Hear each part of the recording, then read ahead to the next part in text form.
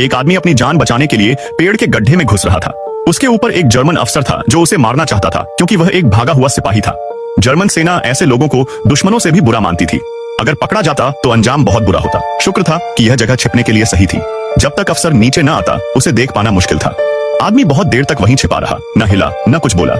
जब अंधेरा हो गया तब उसने धीरे से सिर बाहर निकाला। चारों तरफ देखा, अफसर जा चुका था, लेकिन ठंड इतनी थी कि वह कांपने लगा। इसी बीच उसकी नजर एक छोड़ी हुई सेना की गाड़ी पर पड़ी। उसमें उसे एक गर्म कोट, फिट जूते और एक टोकरी फल मिले।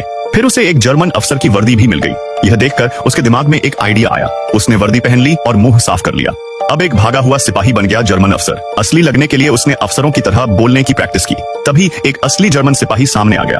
वह डर गया, लेकिन सिपाही ने सलाम करके रिपोर्ट दी। तब उसे समझ आया कि अब लोग उसे सच में अफसर मान रहे हैं। उसने सिपाही से गाड़ी ठीक करने को कहा और सावधानी से उसकी बंदूक भी ले ली। सिपाही ने गाड़ी निकाल दी।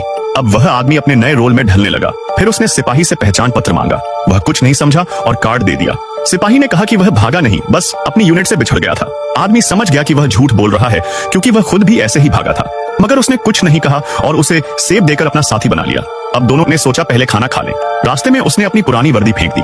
कुछ देर बाद उन्हें एक ढाबा मिला, लेकिन अब सेना से लोग नाराज थे, इसलिए कोई उनकी इज्जत नहीं कर रहा था। तब आदमी ने चाल चली। उसने कहा कि वह ऊपर से भेजा गया अफसर है जो युद्ध के नुकसान की लिस्ट बना रहा है ताकि मुआवजा दिया जा सके।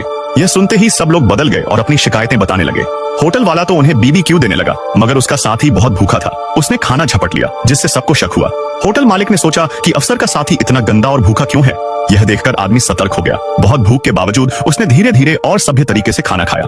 रात में होटल वाले ने उन्हें रुकने की जगह दी, लेकिन सोते वक्त वह आया और कहा कि एक भागा हुआ सिपाही पकड़ा गया है और उसे सजा देनी है। यह बड़ी परीक्षा थी। अगर उसने गोली नहीं मारी, आपको पता चल जाता कि वह झूठा अफसर है। इसलिए जान बचाने के लिए उसने बंदूक उठाकर उस सिपाही पर तान दी। शक खत्म हो गया, लेकिन अब वहां रुकना ठीक नहीं था। अगली सुबह दोनों वहां से निकल गए और नई भागने की जिंदगी शुरू हो गई।